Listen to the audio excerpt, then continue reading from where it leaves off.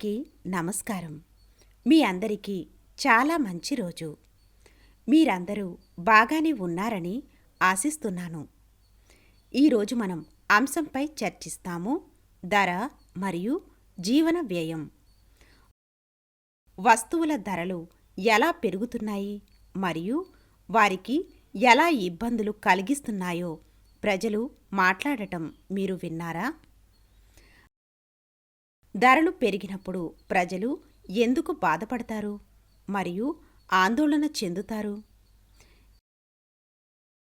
ఇది చాలా విషయాలతో జరుగుతుందా లేదా కొన్నింటితో మాత్రమే జరుగుతుందా?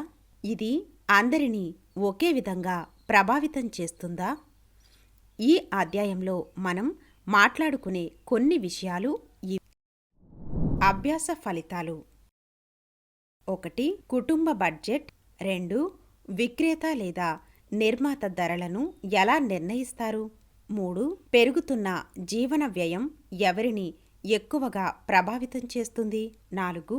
ద్రవ్యోల్బణం ఉన్నప్పుడు ఏ సమూహాలు ఎక్కువ డబ్బు సంపాదించగలవు? 5. టోకు ధరల సూచిక వినియోగదారు ధరల సూచీకి ఎలా భిన్నంగా ఉంటుంది? 6. ఆహార ద్రవ్యోల్బణం వినియోగదారుల ధరల సూచీల నుండి ఎలా భిన్నంగా ఉంటుంది? 7. సిపిఐ వల్ల ఉపయోగాలు ఏమిటి? 8. ధరలను నియంత్రించడంలో ప్రభుత్వ పాత్ర. కీలక పదాలు. 1. వినియోగం. వనరును ఉపయోగించుకునే చర్య. 2. ద్రవ్యోల్బణం. ద్రవ్యోల్బణం అనేది ధరలలో సాధారణ పెరుగుదల. 3. వినియోగదారు. వ్యక్తిగత ఉపయోగం కోసం వస్తువులు మరియు సేవలను కొనుగోలు చేసే వ్యక్తి. 4. పేదరికం. అత్యంత పేద స్థితి. 5. టోకు ధర సూచిక. పెద్ద మొత్తంలో విక్రయించబడే మరియు వినియోగదారులకు బదులుగా సంస్థల మధ్య వర్తకం చేసే వస్తువులు.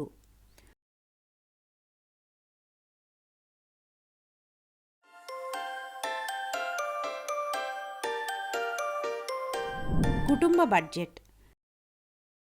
మీ తల్లిదండ్రులు వ్యవసాయం, నిర్మాణం, కూరగాయలు లేదా కిరాణా సామాను అమ్మడం లేదా ఆఫీసు, దుకాణం లేదా ఫ్యాక్టరీలో పనిచేయడం వంటి వివిధ ఉద్యోగాల్లో పనిచేయడం ద్వారా డబ్బు సంపాదిస్తారు. వారు ఇంటికి కావలసిన వస్తువులను కొనుగోలు చేస్తారు మరియు ఇంటి అవసరాలకు డబ్బు ఖర్చు చేస్తారు. కొన్నిసార్లు వారు డబ్బు తీసుకోవలసి ఉంటుంది. వారు తమ డబ్బును ఎలా ఖర్చు చేయాలో మరియు బడ్జెట్ను ఎలా తయారు చేయాలో ప్లాన్ చేస్తారు. ప్రతి కుటుంబం వ్రాతపూర్వకంగా లేదా మానసికంగా బడ్జెట్ చేస్తుంది. ఈ కుటుంబం యొక్క బడ్జెట్ను ఉదాహరణగా చూద్దాం. ఇది మార్కెట్లో కూరగాయలు విక్రయించే కుటుంబం యొక్క నెలవారీ బడ్జెట్. కుటుంబం యొక్క జనవరి బడ్జెట్ 10,000 రూపాయల సంపాదన మరియు 12,500 ఖర్చు అవుతుంది. వారు ఆహారం, అద్దె, పాఠశాల ఫీజులు, మందులు, రవాణా మరియు రోజువారీ అవసరాలకు ఖర్చు చేశారు. వారు బంధువుల నుంచి 2,500 రూపాయలు. ధరలలో మార్పుల కుటుంబ బడ్జెట్పై ప్రభావం చూపుతాయి. ఈ కుటుంబ బడ్జెట్ను మరోసారి పరిశీలిద్దాం. ఈ నెలవారీ యజమాని అద్దెను 2,500కి పెంచాడు. అదనంగా బస్సు ఛార్జీలు మరియు పెట్రోల్ ధరలు పెరిగాయి. దీనికోసం వారు రవాణా కోసం నెలకు 2,000 రూపాయలు ఖర్చు చేయాల్సి వచ్చింది. దీనివల్ల వారి జీవన వ్యయం 2,500 పెరిగింది. ఎక్కువ డబ్బు సంపాదించకుండా వారు దీన్ని ఎలా నిర్వహించగలరు? వారికి పొదుపు ఉంటే వారు దానిని ఉపయోగించవచ్చు.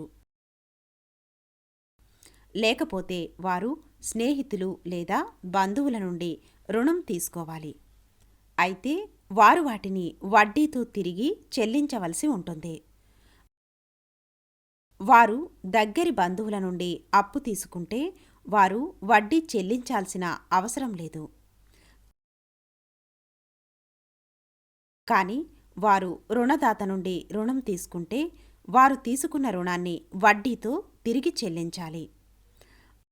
ప్రతి 100 రూపాయలకి వడ్డీ 3 రూపాయలు అయితే వారు నెలవారీ అదనంగా 75 రూపాయలు చెల్లించాలి. ఈ కుటుంబం 6 నెలల తర్వాత మాత్రమే తిరిగి చెల్లించగలదని చెప్పండి.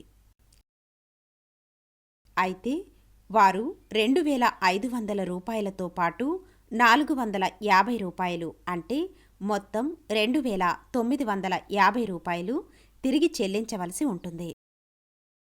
వారి బడ్జెట్ను సర్దుబాటు చేయడానికి వారు ప్రయాణాలు, ఆహారం, మొబైల్ ఫోన్లు మొదలైన వాటిపై ఖర్చు తగ్గించవచ్చు. పెరిగిన జీవన వ్యయం కారణంగా ఇది వారి జీవన ప్రమాణాన్ని తగ్గిస్తుంది.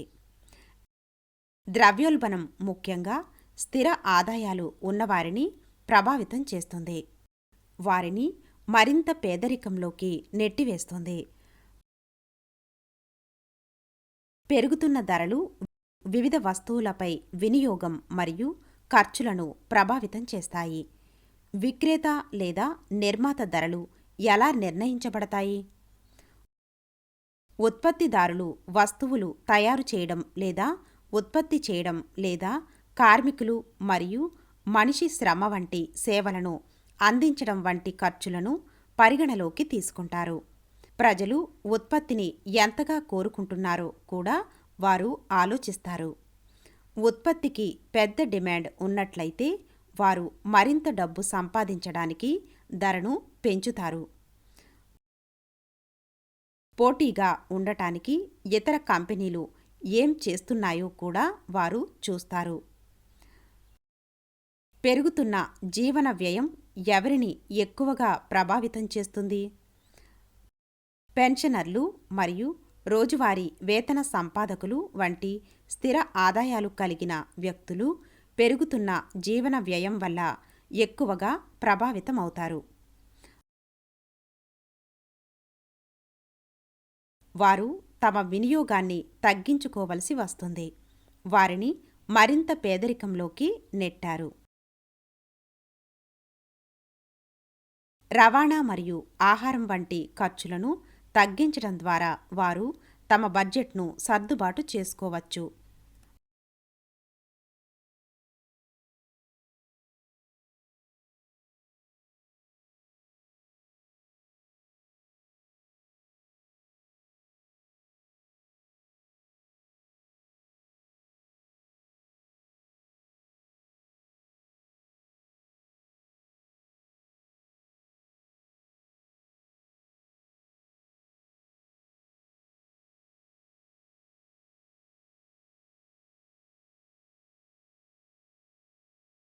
వారు అదనపు చెల్లింపులను పొందుతారు లేదా అధిక జీవన వ్యయాన్ని కవర్ చేయడానికి ధరలను పెంచుతారు.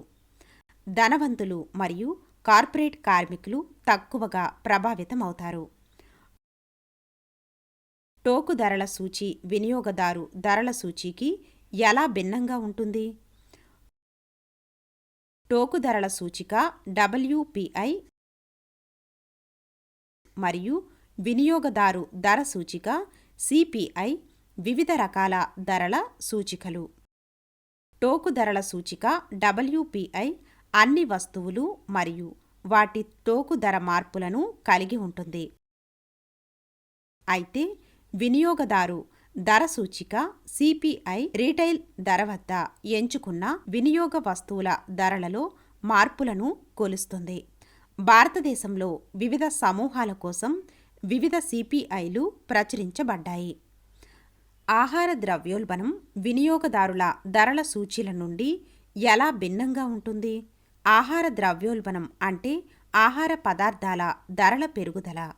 ఇది బియ్యం, గోధుమలు, కూరగాయలు మరియు మాంసం వంటి ఆహార పదార్థాల టోకు ధరలను కలిగి ఉన్న ఆహార ధరల సూచిక ఎఫ్పిఐని ఉపయోగించి కొలుస్తారు.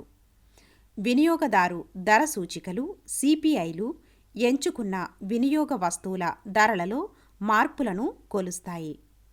వివిధ రకాల కుటుంబాల కోసం భారతదేశంలో వేర్వేరు సిపిఐలు ప్రచురించబడ్డాయి, ఎందుకంటే వాటి వినియోగ విధానాలు మారుతూ ఉంటాయి. ప్రభుత్వ ఉద్యోగుల ప్రయోజనాలను లెక్కించేందుకు, వేతన రేట్లను సవరించడానికి మరియు పేదరిక స్థాయిలను అంచనా వేయడానికి సిపిఐలు ఉపయోగపడతాయి. సిపిఐ వల్ల ఉపయోగాలు ఏమిటి? ఎంచుకున్న వినియోగ వస్తువుల ధరలలో మార్పులను కొలవడానికి సిపిఐ ఉపయోగించబడుతుంది. భారతదేశంలో పారిశ్రామిక కార్మికులు, పట్టణ నాన్ మాన్యువల్ ఉద్యోగులు మరియు వ్యవసాయ కార్మికుల కోసం వివిధ సిపిఐలు ప్రచురించబడ్డాయి. వివిధ రకాల కుటుంబాలు వేర్వేరు వస్తువులను వినియోగించడం దీనికి కారణం. భారతదేశంలో ప్రభుత్వ ఉద్యోగి డిఏను లెక్కించేందుకు, వేతన రేట్లను సవరించడానికి మరియు పేదరిక స్థాయిలను అంచనా వేయడానికి సిపిఐలు ఉపయోగించబడతాయి. ద్రవ్యోల్బణం సిపిఐ మార్పుల ఆధారంగా కొలుస్తారు. ధరలను నియంత్రించడంలో ప్రభుత్వ పాత్ర. వస్తువుల అధిక నియంత్రత, చేరడం, సేకరణ నిరోధించడానికి మరియు అవసరమైన వస్తువులకు సరసమైన తగ్గింపు ధరలను నిర్ధారించడానికి ప్రభుత్వం ధరలను నియంత్రిస్తుంది. వ్యాపారులు తప్పనిసరిగా ఈ వస్తువులను నిర్ణీత ధరలకు విక్రయించాలి లేదా జరిమానాలు ఎదుర్కోవాలి. కొన్ని వస్తువులు రాయితీలను పొందుతాయి మరియు అడ్మినిస్ట్రేటివ్ ప్రైస్ మెకానిజం సిస్టమ్ కింద విక్రయించబడతాయి. భారతీయ రిజర్వ్ బ్యాంక్ బ్యాంకులు మరియు వడ్డీ రేట్లను నియంత్రించడం ద్వారా డబ్బు చలామణిని నియంత్రిస్తుంది. ఇది వినియోగం తగ్గుతుంది మరియు తక్కువ ధరలకు దారితీస్తుంది.